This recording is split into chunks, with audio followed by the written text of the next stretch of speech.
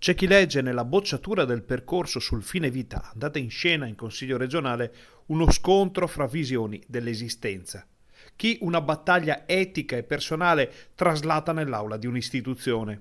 E c'è chi legge invece uno scontro politico di dimensioni titaniche, che ha coinvolto il governatore Luca Zaia da una parte, alcuni esponenti piuttosto importanti della Lega dall'altra, con Fratelli d'Italia a piantare quella che viene vista come una bandierina ideologica in un momento di transizione per i veneti e per il Veneto. Viene quasi da preferire questa seconda opzione, sentendo cosa ha detto il segretario della Lega a poche ore dal clamoroso finale del percorso sul fine vita a Palazzo Ferrofini. Hanno vinto i no, io dico dal mio punto di vista avrei votato anch'io in quel senso lì. Fortunatamente la Lega, a differenza di altri, non è una caserma, quindi c'è libertà di pensiero. Per me è bene che sia finito così. Insomma, libertà di pensiero e di voto, soprattutto con un tema dalle implicazioni così personali. Ma lo stesso Salvini conferma che anche lui avrebbe votato no e alla fine dice pure bene che sia finito così.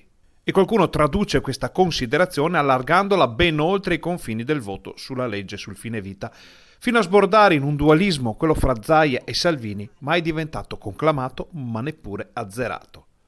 Poi però è proprio il capo politico della Lega a ribadire quali erano i rischi e i timori che hanno spinto più di qualche consigliere del Carroccio a esprimersi contrariamente. Bisogna garantire tutte le cure necessarie alle future mamme e a coloro che sono in difficoltà alla fine dei loro giorni, però senza arrivare ai livelli olandesi della morte per procura.